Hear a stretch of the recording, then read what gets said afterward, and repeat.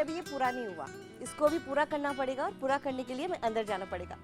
नमस्कार, हम बात कर रहे हैं नौजवानों की, तो नई दृष्टि कार्यक्रम में आप सबों का हम स्वागत करते हैं।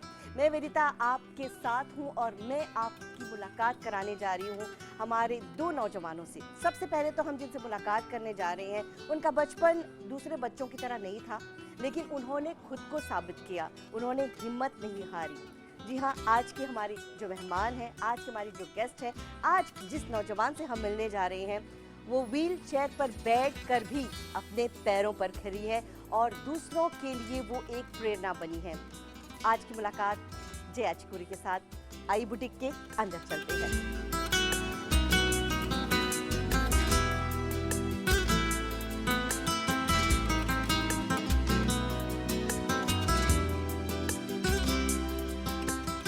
सबके लिए इंस्पिरेशन बनी है, प्रेरणा बनी है। आज हमारे साथ जिस नौजवान के बारे में हम बात करने जा रहे हैं वो हैं जया। जया नमस्कार। नमस्कार। कैसी हैं आप? मैं ठीक हूँ, आप कैसे हो? बढ़िया। और आपको देखकर मैं और भी ज़्यादा खुश हो गई। जया से हम एक दो सवाल करने जा रहे हैं और हमारा पहला सवाल तो ये है, जया, हमेशा कहते हैं ना कि हर एक कामयाब इंसान के पीछे किसी का हाथ होता है। जया के पीछे किसका हाथ है? सबसे पहले मेरे माँ बाप और मेरे परिवार और मेरे सारे टीचर्स जिन्होंने मुझे ये सब सिखाया है, और मैं उन सब का शुक्रिया कहना चाहती हूँ कि उनकी वजह से मैं यहाँ तक पहुँची हूँ और मैं अपने पैरों पर खड़ी हो पा रही हूँ।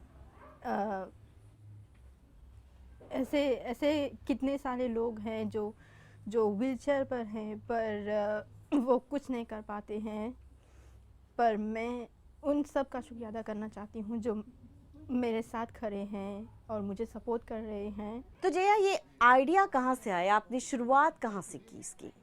जब मैंने बचपन में अपना ऑपरेशन करवाया पैर का, तब मैं बेड पर थी, कुछ नहीं था करने के लिए। तब मैंने सोचा कि क्यों ना मैं अपना एक पैशन बनाऊं या कुछ करूं अपने लिए। तब मैंने कुछ बीड्स लिया जो प्लास्टिक के थे, मैंने वो शुरू किया पहले। तब मेरे कज़िन्स सब आने लगे घर पर। जब वो मुझसे मिलने आए तब उन्होंने मुझे बोला कि जब तुम्हें इतना प्यार है, इतना लगाव है इस काम से, तो क्यों ना तुम इसे अपना एक काम शुरू करो इससे। तब मैंने सोचा कि हाँ, ये लोग सही बोल रहे हैं, जबकि मैं कुछ नहीं कर पा रही हूँ घर पर। कुछ ना कुछ तो हो। हाँ, कुछ ना कुछ तो हो। तो इससे मैंने शुरू किया, मैंने अपना बिजनेस शुरू किया।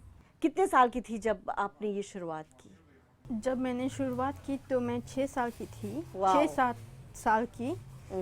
और तब मैंने ये सोचा कि शौक के लिए मैं कुछ करूं अपने लिए।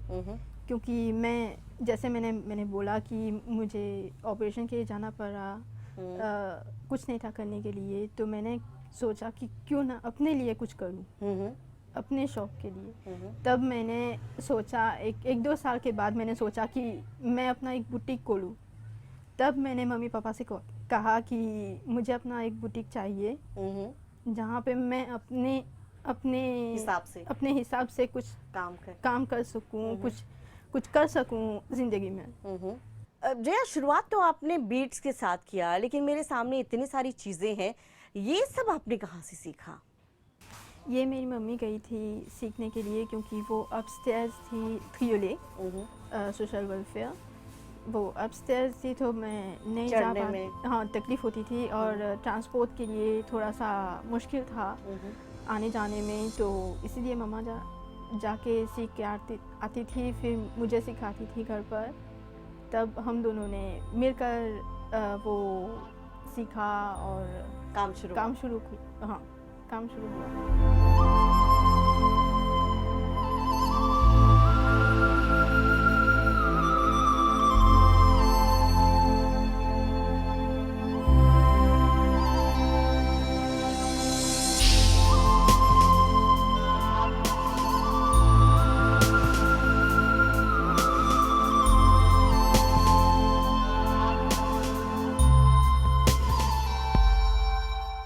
में आप लोग देख रहे हैं कार्यक्रम नई दृष्टि, और ये हैं हमारे आज के नौजवान जिनका फ्यूचर हम देख रहे हैं बहुत बढ़िया जा रहा है।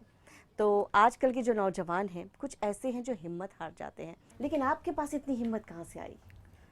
ये हिम्मत मेरी मम्मी ने मुझे दिया, क्योंकि उनके बिना मैं कुछ नहीं कर पाती, क्योंकि एक वही हैं जो वो जाके सीखती थी, फिर मुझे सिखाती थी। आसान नहीं था, बहुत सारी मुश्किलें थी, लेकिन आपने पार किया। मैंने पार किया। मैं देख रही हूँ अभी आपके सामने एक ग्लास है, बहुत खूबसूरत पेंटिंग है, तो इसको बनाने के लिए आपको कितना टाइम लगता है? ये ग्लास बनाने में लगभग 2 घंटे, क्योंकि पहले डिज़ाइन बनाना पड़ता है, फिर पेंट करना पड़ता है, फिर इसको सुखाने देना पड़ता है। बिल्कुल सही बात बोली आपने। जया जो कर सकती हैं वो आप कर सकते हैं, कि हो सकता है कि बहुत ऐसी चीज़ें हैं जो आप कर सकते हैं वो जया नहीं कर सकती, लेकिन शी इज़ सो प्राउड। वो अपने आप में बहुत खुश है, और आज के हमारे जो नौजवान हैं उनके लिए बहुत अच्छा पैगाम आपने दिया। वैसे मैं आपको बताऊं जया, हमने सुना है कि आप मिरर बनाती हैं, कुछ अलग, कुछ नया। क्या है ऐसा इस मिरर में, आप हमें बताएंगी? जी हाँ, ये एक ख़ास मिरर है जो डायबिटीज़ लोगों के लिए है, क्योंकि हमारे देश में बहुत सारे डायबिटीज़ लोग हैं जो मोटापे की वजह से झुक नहीं पाते हैं। तकलीफ़ होती है अपने पैरों को चेक करने के लिए। बाद में डॉक्टर के पास जाते हैं तो बहुत देर हो जाते हैं, ऑपरेशन करना पड़ता है। तो इससे आपको सहायता मिलेगा अपने पैर को चेक करने के लिए रोज़। हाँ, ऐसा कभी हुआ है कि कोई आपके यहाँ से मिरर ले गया और उसको कोई फ़ायदा हुआ? हाँ, मेरा एक चाचा हैं जो जिन्होंने ये मिरर लिया है मुझसे, और उनको बहुत सहायता मिला है इससे, और वो रोज़ अपने पैर को चेक करते हैं इससे। तो ये आइडिया कहाँ से आया बनाने का?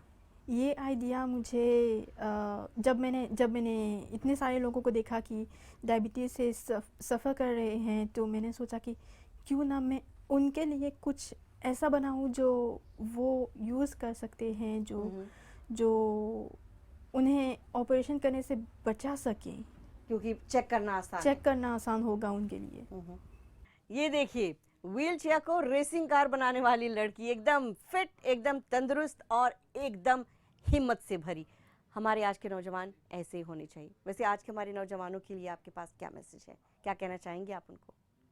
उनके लिए मेरा यही मैसेज है कि मैंने देखा है कि बहुत सारे नौजवान हैं जो ड्रग्स के पीछे जा रहे हैं अभी, जो अच्छी बात नहीं है, बिल्कुल भी अच्छी बात नहीं है।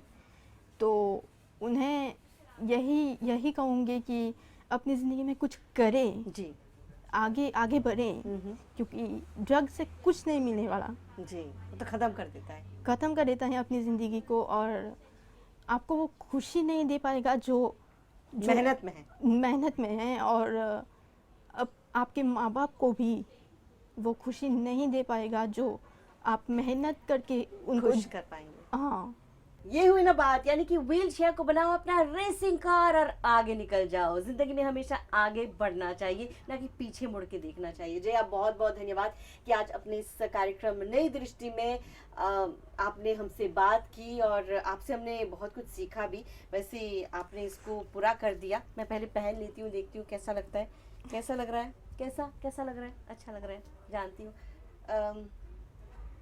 Runner up Bollywood song competition 2017, ये किसका है जया? मेरी। आपका है ये? हाँ। तो इसके लिए तो गाना पड़ता है ना? आप गाती हैं? हाँ। ये गाती भी है? अच्छा, तो थोड़ा गुनगुनाएंगी मेरे लिए? बिल्कुल। खैरियत पूछो कभी तो कैफियत पूछो, तुम्हारे बिन दीवाने का क्या हाल है। क्या बात है, हमारी जया तो गाती भी है। तो जया, एक बार फिर से बहुत बहुत धन्यवाद। वैसे आपके जीवन में आपके गुरु, आपके माता पिता सबका हाथ रहा है, आपके पूरे परिवार का हाथ रहा है, आप यहाँ तक पहुँची हैं। कोई गिटार बजा रहा है यहाँ पे, आप गिटार भी बजाती है? नहीं। पर मुझे तो गिटार की आवाज आ रही है, किसी की गुनगुनाने की भी आवाज आ रही है। मुझे लगता है कि मुझे अब निकलना पड़ेगा जया, क्योंकि मुझे जानना है कि ये गिटार कौन बजा रहा है और वो कौन है जो इतना गुनगुना रहा है। चलिए उनसे मुलाकात करके देखते हैं कौन है। जया, बहुत बहुत धन्यवाद, बहुत बहुत प्यार आपको, और बहुत बहुत धन्यवाद कि हमारे इस प्रोग्राम में आपने अपना जो एक्सपीरियंस है वो शेयर किया। लेकिन ये गिटार कौन बजा रहा है जानना पड़ेगा। Jaya, bye bye. आप चलेंगे मेरे साथ ढूंढने के लिए कि ये गिटार कौन बजा रहा है?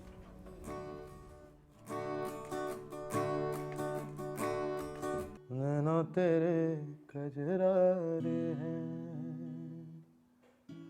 नैनों पे हम दिल हारे हैं, अनजाने ही तेरे नैनों ने वादे किए कई सारे हैं। तो अभी अभी जो आवाज़ आप सुन रहे थे, ये कौन है जो गुनगुना रहा था? वैसे शायद आपको पता चल गया होगा कि ये वो नौजवान है जो आजकल करोड़ों दिलों पे राज कर रहे हैं अपनी आवाज़ के साथ, अपने गीतों के साथ। चलिए मिलते हैं नई दृष्टि में आज के हमारे मेहमान से, हमारे आज के नौजवान निखिल शिवनोत। निखिल, नमस्कार। नमस्कार। हमारे इस कार्यक्रम नई दृष्टि में हम आपका स्वागत करते हैं। कैसे हैं आप? ठीक, आप कैसे? बढ़िया, बिल्कुल बढ़िया। हमारे दर्शक आपको देख रहे हैं और आज आपको देखकर काफी खुश हो रहे होंगे। आज खुश तो बहुत लग रहे हो तुम। निखिल, आपसे एक बहुत बड़ी शिकायत है, ये सबकी शिकायत है। आपको जो भी गाते हुए सुनता है वो बस आपको सुनता ही रह जाता है और उनका काम ऐसे कि ऐसे ही रह जाता है। क्या कहना चाहेंगे आप इसमें? उनको मैं धन्यवाद कहना चाहूँगा क्योंकि इससे मेरा काम बन जाता है।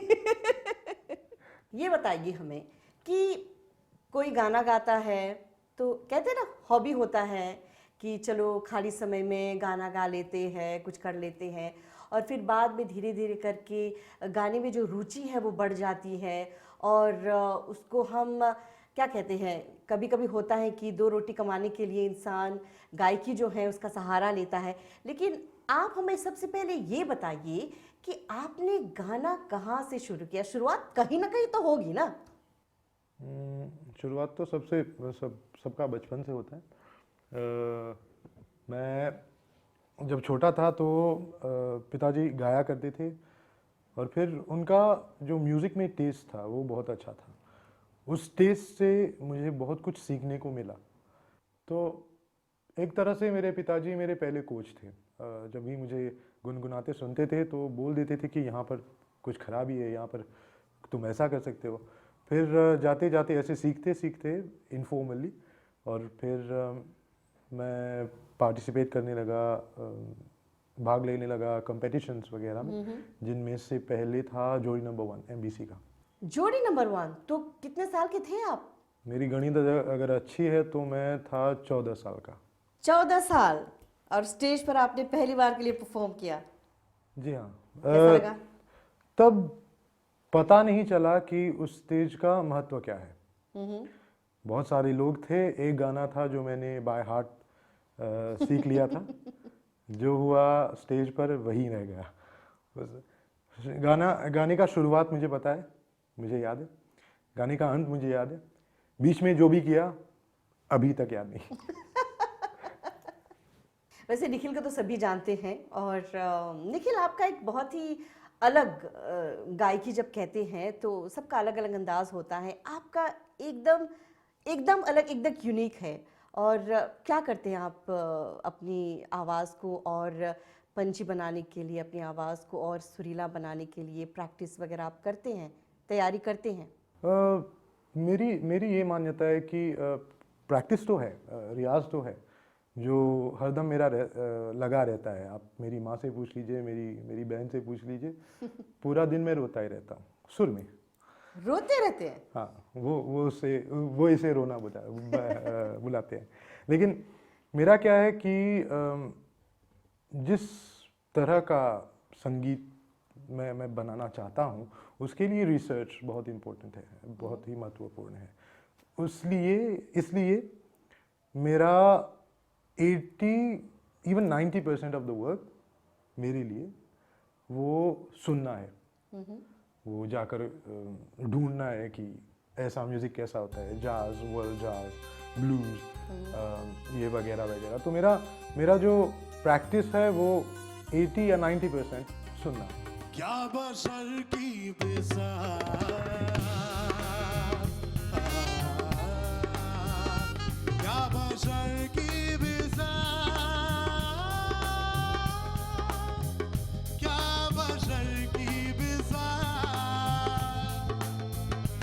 आज है कल नहीं, चैन एक पल नहीं, चैन एक पल नहीं, चैन एक पल नहीं, और कोई हल नहीं, ओ सैयोरी, ओ सैयोरी।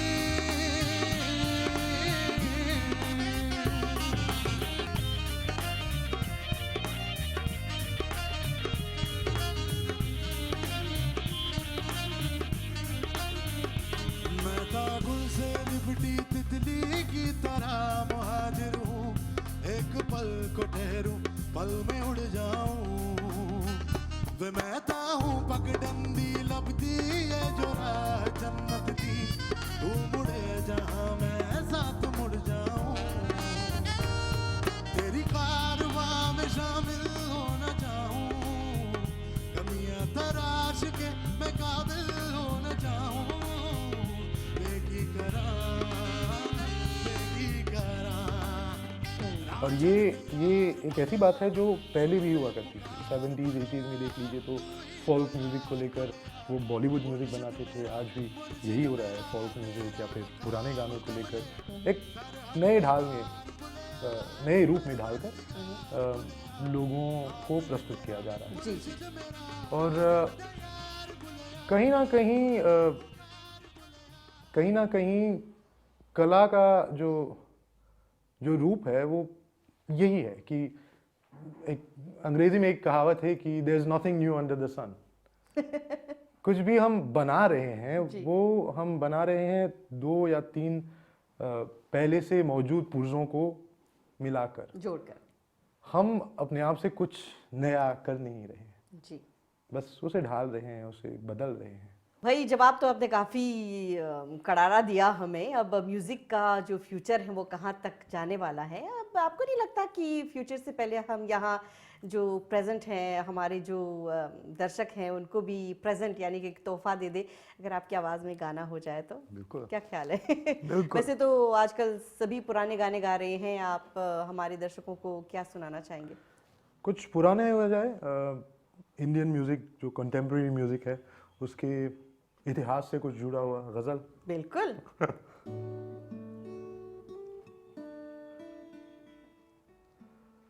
रंजिश ही सही, रंजिश ही सही, दिल ही दुखाने के लिए आ, रंजिश ही सही, दिल ही दुखाने के लिए आ, रंजिश ही सही। आप से मुझे छोड़ के जाने के लिए आ, आप से मुझे छोड़ के जाने के लिए आ, रंजिश ही सही, दिल ही दुखाने के लिए आ, रंजिश ही सही। वाह क्या बात है। निखिल, जब एक बच्चा जब वो छोटा होता है, स्कूल जाता है, तो हर किसी का एक सपना होता है अपने परिवार में। जब वो किसी को देखता है, कोई टीचर है, कोई इंजीनियर है, कोई पायलट है, कोई, तो हर एक बच्चा जो है बचपन से ही उसके दिमाग में होता है कि मुझे कुछ बनना है। तो आप क्या बनना चाहते थे बचपन से? बच्चा था तो खास कुछ याद नहीं है, लेकिन ये याद है कि बहुत कुछ बनना चाहता था। कभी टीचर बनना चाहता था, कभी अपने नाम के कारण शिवनोट एस्ट्रोनॉट वो भी बनना चाहता था। और फिर बाद में पता चला कि मैं सब बन सकता हूँ। अभी जो मैं काम जो भी काम करता हूँ उनमें स्टोरी टेलिंग, कहानी बताने का एक माध्यम है जी। वो संगीत हो या फिर जैसे आपने कहा अदर हॉबीज़, तो मैं छोटी छोटी फिल्में भी बनाता हूँ, कभी लिख भी लेता हूँ कहानियाँ, पोएम्स वगैरह। तो उन सब में मुझे कहानी बताना है और उन कहानियों के किरदारों के साथ मैं भी वो जिंदगी थोड़ी सी जी जाता हूँ जो बनना चाहते थे, बन जाता हूँ। इस समय आप लोग देख रहे हैं कार्यक्रम नई दृष्टि, जहां पर आज के हमारे मेहमान एक नौजवान हैं जिन्होंने अपनी आवाज़ से सबका दिल जीत लिया है। निखिल शिबनोत से हमारी बात हो रही है। एक और सवाल है उनसे मैं पूछना चाहूँगी। तो निखिल, आप हमें ये बताइए कि जब हम संगीत की बात करते हैं, म्यूज़िक की बात करते हैं, तो कहीं ना कहीं शुरुआत हुई गमट के साथ, फिर उसके बाद फिल्मी गाने, फिल्मी गीतों के साथ ऑर्केस्ट्रा के बाद कहाओके और अभी अनप्लग्ड। तो आपको क्या लगता है कि म्यूज़िक अपना नया रूप कौन सा लेने वाला है? पहले तो ये अनप्लग्ड ही काफ़ी दिलचस्प है, क्योंकि इसकी शुरुआत हुई थी इस आइडिया के साथ कि जो लोग इलेक्ट्रॉनिक म्यूजिक बना रहे हैं उससे परे हम लेट्स गो बैक टू एक्úस्टिक्स, और फिर अनप्लग अपने आप में एक जॉनर हो गया। हम जो कर रहे हैं, मैं द बॉयज़ अनप्लग नामक एक बैंड में का हिस्सा हूँ। तो नाम तो है अनप्लग्ड जी। म्यूज़िक का जॉनर अनप्लग्ड है, लेकिन हम ज़्यादातर जाज, ज़्यादातर ब्लूज़ स्टाइल में बॉलीवुड म्यूज़िक को बढ़ा रहे हैं।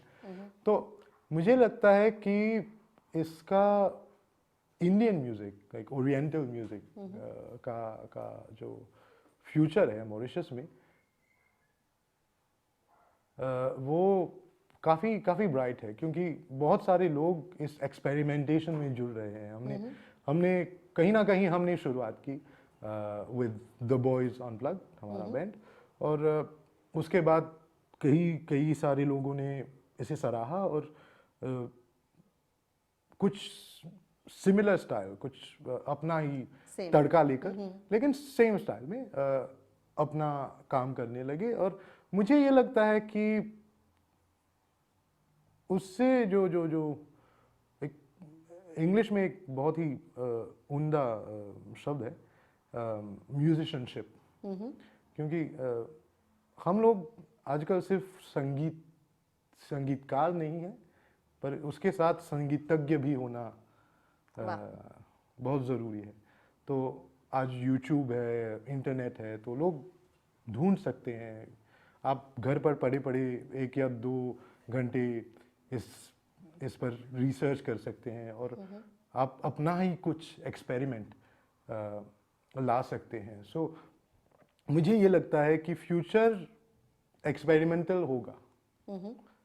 किस डायरेक्शन में एक्सपेरिमेंट जाएगा ये मैं बता नहीं सकता। नई दृष्टि में आज की हमारी मुलाकात निखिल शिबनोत से, हमारे आज के नौजवान। चलिए, आप ऐसे ही गाते रहिए और आपसे मुलाकात होती रहती है। आपके गाने तो हम सुनते रहते हैं, लेकिन आज कुछ अंदर की बातें बाहर आई हैं, ज़्यादा कुछ इनके बारे में जानने का मौका मिला है। निखिल, बहुत बहुत धन्यवाद हमारे इस कार्यक्रम नई दृष्टि में भाग लेने के लिए। और जाने से पहले हमारे दर्शकों को कुछ कहना चाहते हैं?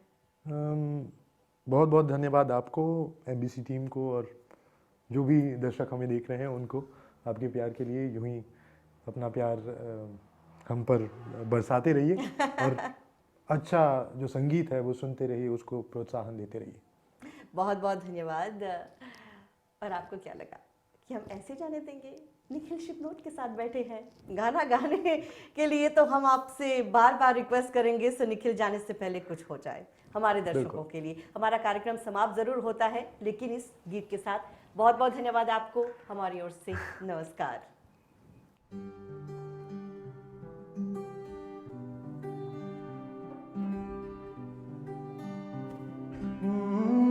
महफिल में तेरी हम ना रहे जो, गम तो नहीं है, गम तो नहीं है, जिससे हमारा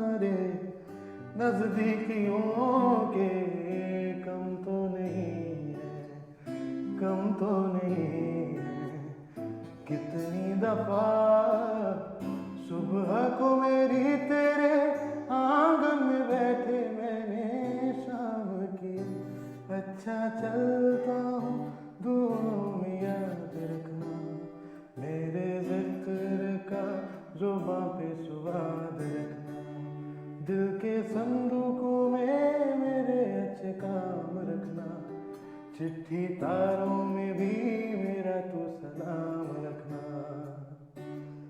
अंधेरा तेरा मैंने रे